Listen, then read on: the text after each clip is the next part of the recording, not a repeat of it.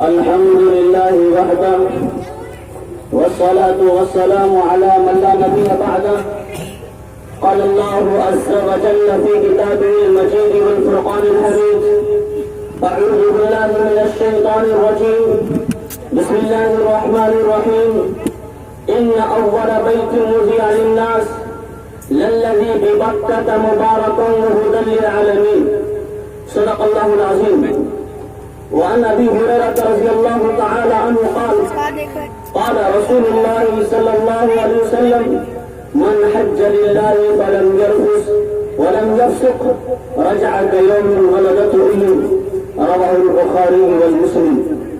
وأيضا عن أبي هريرة رضي الله تعالى عنه قال رسول الله صلى الله عليه وسلم في حديث آخر: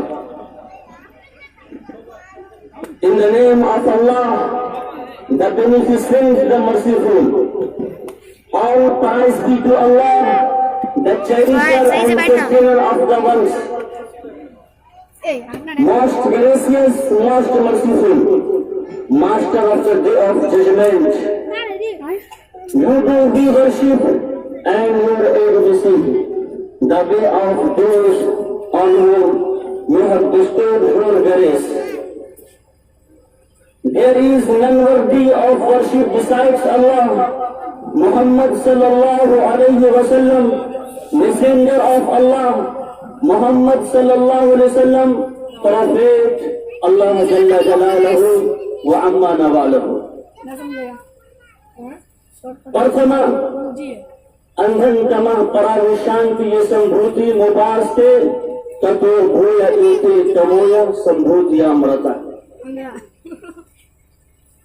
मेरी जिंदगी का मकसद तेरे दी की सरफराजी. मेरी जिंदगी का मकसद तेरे दी की सरफराजी. मैं इसीलिए मुसलमान, मैं इसीलिए नमाजी. दोस्तों बुजुर्गों, हज करने वही जाते हैं, हज करने वही जाते हैं अल्लाह जिसे बुलाते.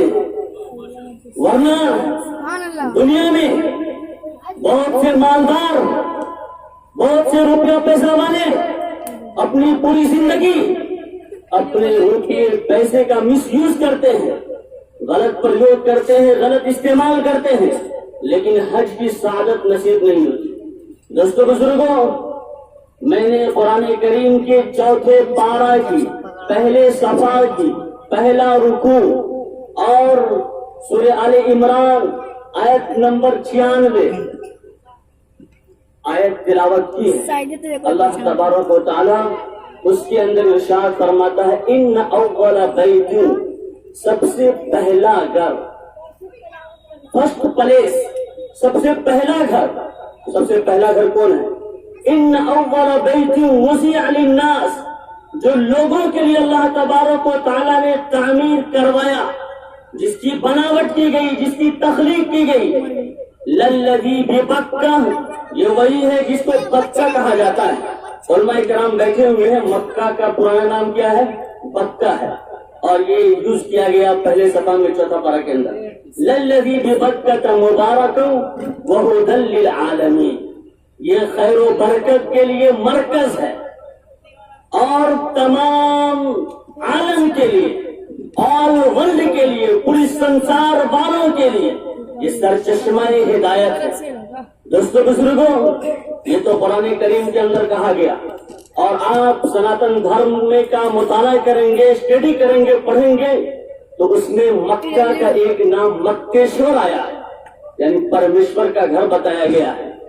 और ऋग्वेद के अंदर नाभा पृथ्वी कहा गया. ऋग्वेद में मक्का के बारे में बताया गया कि नाभा पृथ्विया. और उसी तरीके से परम चाहे कि पद्म पुराण के अंदर, परम पुराण चाहे कि पद्म पुराण के अंदर मक्का का एक नाम आया है. दोस्तों बुजुर्गों, मैं अर्ज कर दूं आपके सामने, आदि पुष्कर तीर्थ. आदि पुष्कर तीर्थ जो पढ़े लिखे हैं, ज्ञानी पंडित हैं, आप उससे पूछेंगे तो वो बताएंगे कि वो मक्का ही है.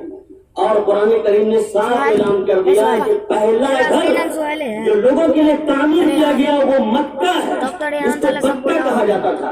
دوستو بزرگوں، اگر آپ ہسٹری پڑھتے ہیں یا آپ کے اندر ذوق و شوق ہے تو آپ کو معلوم ہوگا کہ مکہ کے بارے میں روایت ہے اور علماء کرام بیٹھے ہوئے ہیں کہ جب دھرتی کی شروعات ہوئی، زمین کو پھیلایا گیا، تو جہاں سے شروعات ہوئی پانی کے اوپر زمین ہے، تو پانی کے اوپر جو دھرتی کو شروع کیا گیا، پھیلایا گیا، سب سے پہلے جو پانی کا بلبلہ تھا وہ مکہ ہی سے شروع کیا گیا، اور وہیں سے دھرتی کو پھیلا کر کے یہ زمین کا پچھلا حصہ جو مرکز ہے، منبع ہے، سرچشمہ ہے رشد و ہدایت کے لیے، وہ کیا ہے؟ مکہ ہے۔ اور دوستو بزرگوں، یہ خانہ کعبہ ہی تمام منش کے لیے عبادت کی جگہ ہے۔ اسی طرف رخ کر کے، منہ کر کے، اسی کی طرف کیا ہے کہ گھوم کر کے نماز ادا کرنی ہے۔ اور دوستو بزرگوں، میں عرض کر دوں آپ کے سامنے کہ کچھ ہمارے بیچارے غیر مسلم بھائی ہیں، غیر مسلم جو ہمارے برادران وطن ہیں، وہ کوشچن کرتے ہیں، سوال کرتے ہیں، اور وہ کہتے ہیں کہ آپ لوگ بھی پتھر کی پوجا کرتے ہیں اور کعبہ کی پوجا کرتے ہیں۔ دوستو بزرگوں، معلوم ہونا چاہیے کہ کعبہ کی طرف گھوم کر کے نماز اس لیے ادا کرتے کہ اللہ تعالیٰ نے اس کی طرف رخ کرنے کا حکم دیا ہے۔ ہم اس کی عبادت نہیں کرتے، اس کی پوجا نہیں کرتے، اور پتھر کو جو چوما جاتا ہے، جیسا کہ ابھی عرض کیا گیا کہ پتھر کو اس لیے چومتے ہیں کہ اللہ کے رسول صلی اللہ علیہ وسلم نے چوما ہے۔ اس کا ہے کہ اس کی پوجا کے لیے یا پرارتھنا کے لیے یا اس کے سامنے ہم جھکتے نہیں ہیں، جھکتے اللہ کے سامنے ہیں، عبادت اللہ کی کرتے، پرستش اللہ کی کرتے، سر و سجود اللہ کے سامنے خم کرتے، اپنے سر کو جو اللہ تعالیٰ کے سامنے آرڈر کیا گیا اللہ تعالیٰ نے کہ ہمارے سامنے سر جھکاؤ، تو اللہ کے سامنے ہم سر جھکاتے ہیں۔ مکہ کی پوجا نہیں کرتے، خانہ کعبہ کی پوجا نہیں کرتے۔ اور اس کو پورے طور پر سیدنا حضرت بلال رضی اللہ تعالی عنہ نے کلیئر کر دیا، اور خانہ کعبہ پر چڑھ کر کے وہ اذان دیے، تو لہٰذا یہ ثابت ہو گیا کہ جس کی آدمی پوجا کرتا اس پر چڑھتا نہیں، اس پر چڑھتا ہے بلکہ چڑھاتا ہے۔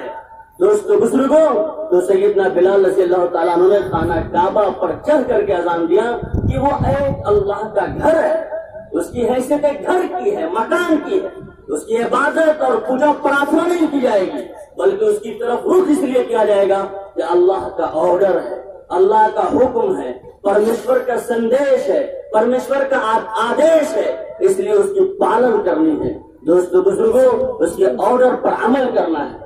اور میں عرض کر دوں آپ کے سامنے کہ جیسا کہ بتایا گیا، بنی الاسلام علی خمس، اسلام کی بنیاد 5 چیزوں پر ہے۔ آدمی کلمہ طیبہ پڑھ کر کے مسلم ہوتا ہے، اسلام دین اور اسلام دھرم میں پرویش کرتا ہے، اس کی انٹری ہوتی ہے۔ لا الہ الا اللہ محمد رسول اللہ پڑھ کر اسلام میں آتا ہے۔ کوئی مسلمان ہوگا تو کیا پڑھے گا؟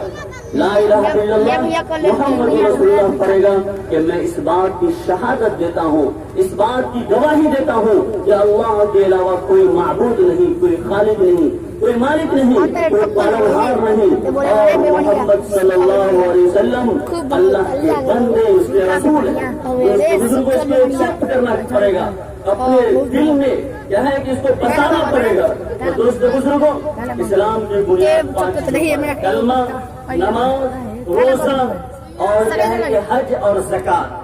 لیکن معلوم ہونا چاہیے کہ 5 عبادتوں میں صرف اور صرف یہی ایک ایسی عبادت ہے جس کے لیے جگہ کی تعین کر دی گئی کہ پورے دنیا میں، پوری سنسار میں اگر کوئی حج کرنا چاہے تو اس کو حج مکہ میں جا کر ہی کرنا پڑے گا، وہ دنیا میں کوئی اور جگہ حج نہیں کر سکتا ہے۔